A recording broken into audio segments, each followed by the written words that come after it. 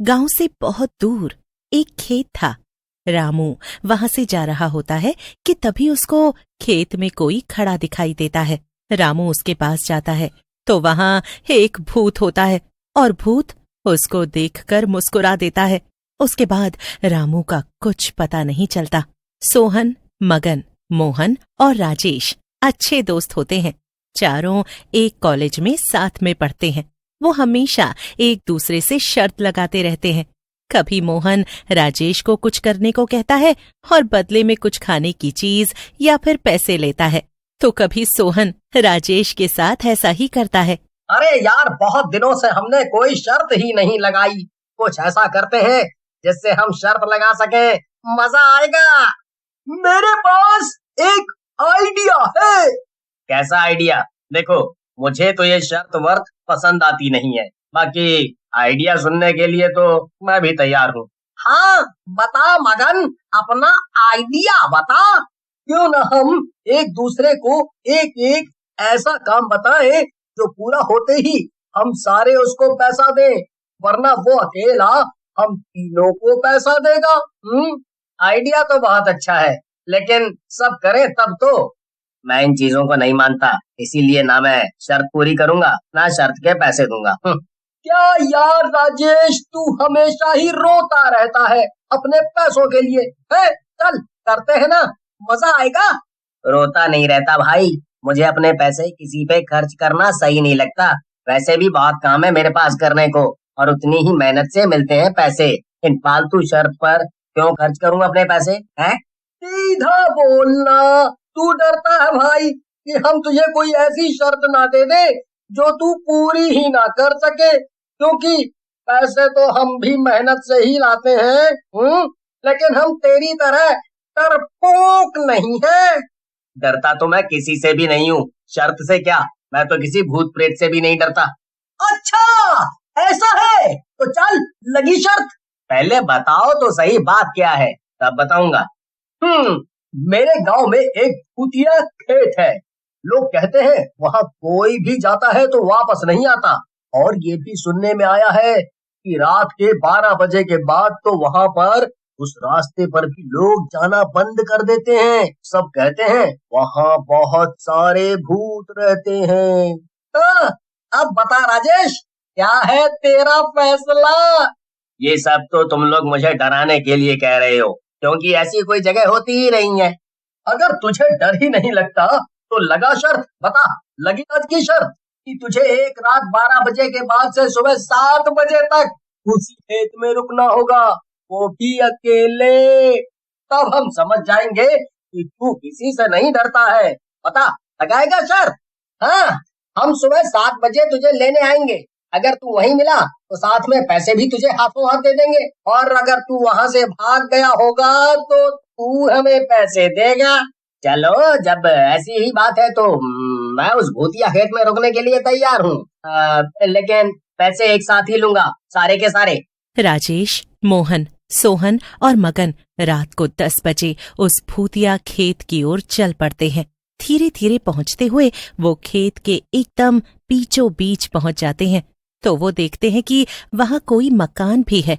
तभी झाड़ियों से आवाज आने लगती है और सब पीछे मुड़कर देखते हैं। अरे भाइयों, कुत्ता है, डरो मत।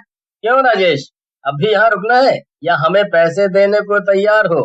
तुम्हारी बातें सुनकर तो मुझे लगा था मानो झाड़ियों में ही सोना पड़ेगा, लेकिन यहाँ तो क्या मस्त मकान बना हुआ है। कम से कम सो तो पाऊंगा, बाकी भूतों को बाद में देखेंगे। तुझे क्या लगता है, जब ये खेत भूतिया है तो वो मकान भूतिया नहीं होगा? मैं नहीं डरता, तुम लोग कर लो कोशिश मुझे डराने की, लेकिन पैसों की बात है तो अब तो मैं बिल्कुल भी नहीं डरने वाला किसी से भी, वरना मैं अपने पैसे खो दूंगा। चलो अब निकलो। हाँ चलो, वैसे समय भी देख लो, 12 बजने ही वाले हैं। हम निकलते हैं, बाकी तुम अपना ध्यान रखना।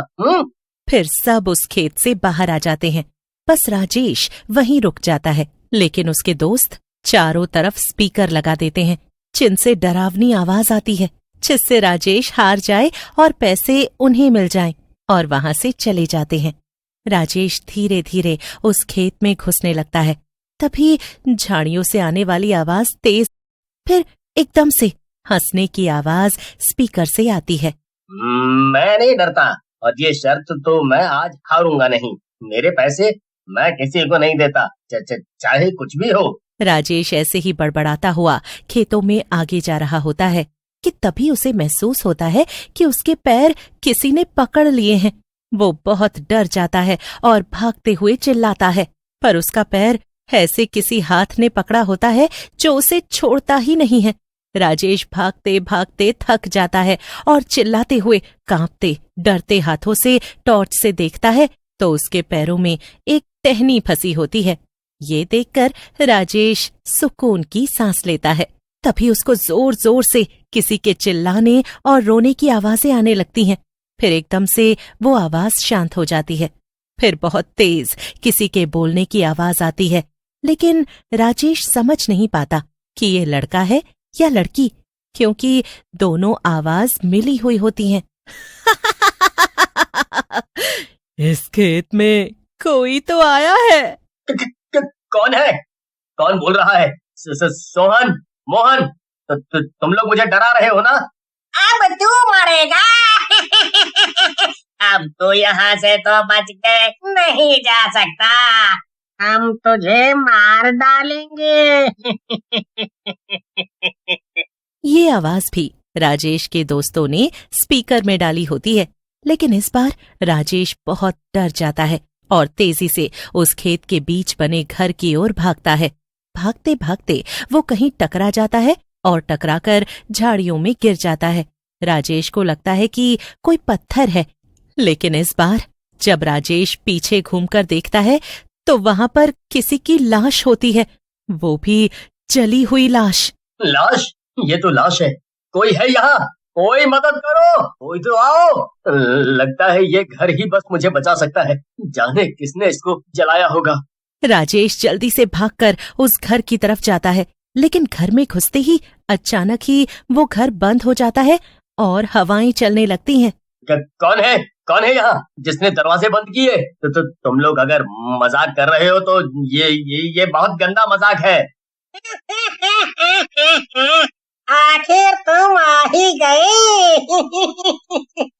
तुम मुझे मारना चाहते हो ना, लेकिन अब मैं तुम्हें नहीं छोड़ूंगी। हम सब तुम्हें मार डालेंगे। यहाँ ना तुम्हारी भूल थी। देखते ही देखते राजेश को चारों तरफ से भूत घेर लेते हैं। मुझे छोड़ दो, मुझे छोड़ दो। मैं बस एक शर्त के लिए आया हूँ। लेकिन भूत उसकी तरफ बढ़ते ही रहते हैं और वहाँ सोहन, मोहन और मगन बातें कर रहे होते हैं। अब तक तो राजेश या तो बैठ के रो रहा होगा या भागकर घर भी चला गया होगा, या फिर यहाँ कहीं दुबक कर बैठा होगा। सही पागल बनाया ना उसका हमने। स्पीकर्स ने अपना काम कर दिया होगा। बेचारा शर्त में हारे हुए पैसे गिन रहा होगा।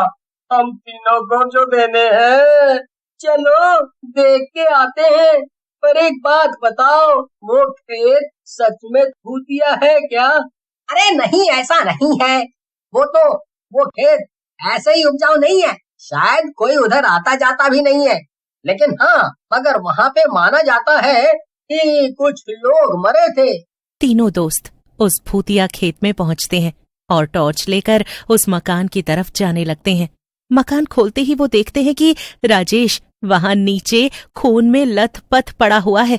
मगन जल्दी से मोहन की बात सुनकर राजेश पर पानी डालने लगता है।